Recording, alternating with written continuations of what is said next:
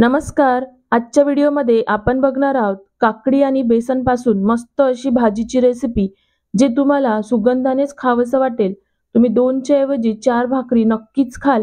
चला तर मग व्हिडिओला सुरुवात करूया. इथे मी काकडी घेतली आहे, तर इथे बघू शकता 3 या काकड्या घेतलेल्या आहेत. तर आपल्याला काकडे आधी किसून घ्यायची आहे. त्यासाठी हा वरचा भाग, एक साईडचा भाग आपण कट करून घेणार आहेत. आणि आता आपल्याला हे मीडियम किसणीने किसून घ्यायचं आहे.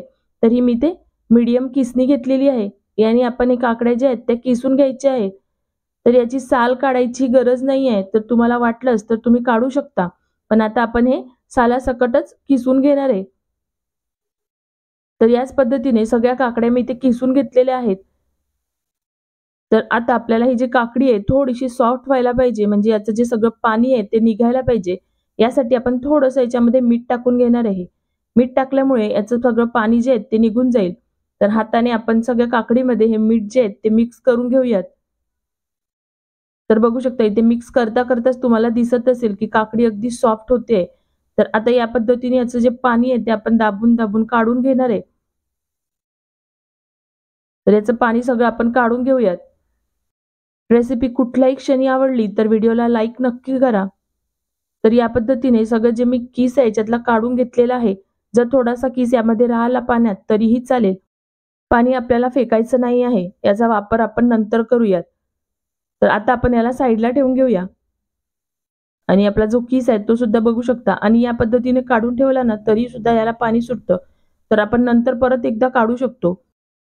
आता एका पॅन मध्ये आपल्याला हे जे बेसन आहे ते भाजून घ्यायचं आहे. तर मी ते 1 वाटी बेसन घेतलेलं आहे. तुम्ही कमी जास्त करू शकता. आणि याला 2 ते 3 मिनिटं चांगलं असं भाजून घेऊयात. तर खमंग असा वास येईपर्यंत आपण याला भाजून घेणार आहे. तर आता आपलं बेसन जे आहे ते चांगलं असं भाजून झालेलं आहे. तर आता आपल्याला हे बेसन आहे ते आपण जे काकडीचं पाणी घेतलं होतं त्याच्यामध्ये टाकून घ्यायचं आहे. हे सगळं बेसन मी याच्यामध्ये टाकून घेते. आणि आता याला छान असं मिक्स करून घ्यायचं आहे. म्हणजे याच्यामध्ये काही गुठळ्या वगैरे नाही राहिल्या पाहिजे. असं आपण चांगलं मिक्स करून घेऊयात. तर बघू शकता या पद्धतीने छान असं मिक्स करून घेतलेलं आहे. आता आपण हे साईडला ठेवून घेऊयात. आणि गॅसवर मी एक पॅन ठेवला आहे. त्याच्यामध्ये आपल्याला 2 ते 3 चमचे तेल टाकून घ्यायचं आहे.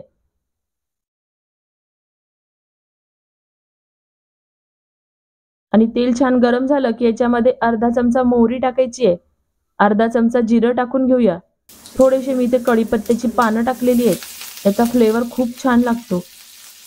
आणि यासोबतच मी इथे आलं, लसूण आणि मिरची ठेचून घेतलेली आहे. शक्यतो आलं लसणाची पेस्ट नका टाकू. या पद्धतीने ठेचून टाकला ना तर याचा जे टेस्ट आहे ते खूप छान लागते. तर आता याला मिनिटभर छान असं परतून घेऊयात. तर इथे बघू शकता छान असं मिनिटभर आपण परतून घेतलेलं आहे. आता आपण याच्यामध्ये कांदा टाकणार आहे. तर मी इथे एक छोटा साईजचा कांदा असा पातळ पातळ कट करून घेतलेला आहे. आणि याला सुद्धा छान असं मिक्स करून घ्यायचं आहे. तर आता कांदा हलकासा सॉफ्ट होईपर्यंत छान असं परतून घेऊयात. तर इथे बघू शकता कांदा आपला मस्त असा सॉफ्ट झालेला आहे. काही याच्यामध्ये सुखे मसाले टाकायचे.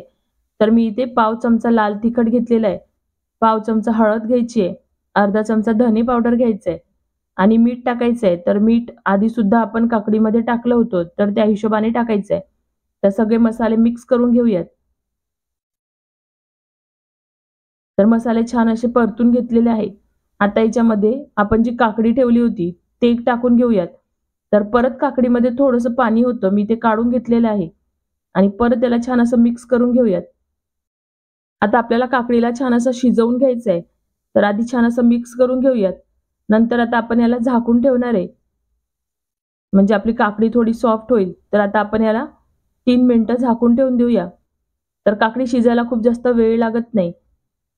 तर बघू शकता इथे 3 ते 4 मिनिटं मी ते झाकून याला शिजवून घेतलं होतं.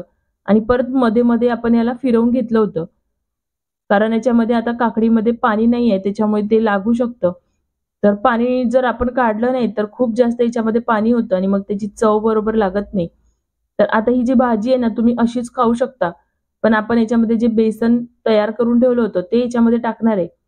तर जे बेसन आपण भिजवून ठेवलं होतं ते याच्यात टाकून घेऊयात. आणि परत त्याला छान असं मिक्स करून घ्यायचं आहे. तर इथे गॅसचा फ्लेम कमी ठेवायचा आहे, म्हणजे बेसनाच्या गुठळ्या याच्यामध्ये होणार नाही. तर छान असं मिक्स करून घेतलं, पण थोडंसं आपण पाणी टाकून घेऊया, कारण बेसन शिजायला सुद्धा पाणी लागेल. तर परत याला छान मिक्स करून घ्यायचंय.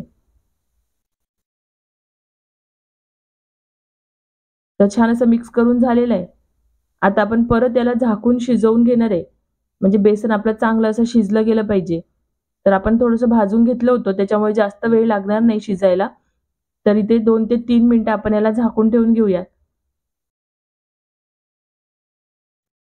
तर आता आपण याला बघून घेऊया.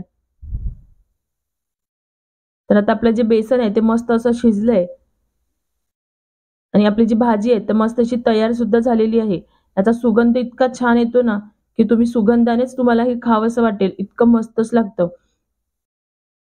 वरून थोडीशी कोथिंबीर टाकून घ्यायची आहे आणि परत त्याला छान मिक्स करून घेऊयात. तर आपली भाजी तयार झालेली आहे. तुम्ही ही भाजी अशीच सुद्धा खाऊ शकता. पण मी याच्यावर एक तडका लावून घेणार आहे. त्याने अजून आपली जी चव आहे भाजीची ती मस्त लागेल. तर एका छोट्या पॅनमध्ये मी इथे 2 चमचे तेल गरम करून घेतलेलं आहे. तेल गरम झालं की याच्यामध्ये बारीक चिरलेला लसूण टाकून घ्यायचा आहे. तर हलकासा लसूणला परतून घेऊया. तर मी इथे तेल आधीच गरम करून घेतलं होतं. त्याच्यामुळे गॅसचा फ्लेम बंद केलेला आहे. आणि थोडंसं मी इथे लाल तिखट घेतलंय. म्हणजे हे तिखट तेज नाहीये, पण याचा कलर खूप छान येईल. आणि हे झालं की आपण हा जो तडका आहे ते आपल्या भाजीवर टाकून घेऊयात. आणि परत त्याला छान असं मिक्स करून घेऊयात. हा जो तडका आहे तो ऑप्शनल आहे. तुम्हाला नाही वाटलंच तर तुम्ही नका टाकू. काहीही फरक पडत नाही. तशी ही भाजी खूप छान लागते. तर आता ही भाजी आपली तयार झालेली आहे. एका प्लेटमध्ये काढून घेऊयात. तुम्हाला रेसिपी कशी वाटली मला कमेंट बॉक्समध्ये नक्कीच सांगा. आणि अगदी थोडी जरी आवडली असेल ना तर व्हिडिओला लाईक करा. चॅनलवर नवीन असाल तर चॅनलला सबस्क्राईब सुद्धा करा. तर ही भाजी भाकरीबरोबर, चपातीबरोबर मस्त लागते खायला. तर एकदा या पद्धतीने नक्कीच ट्राय करून बघा. तर भेटूया अशाच नवनवीन रेसिपींसोबत. Bye bye. Take care.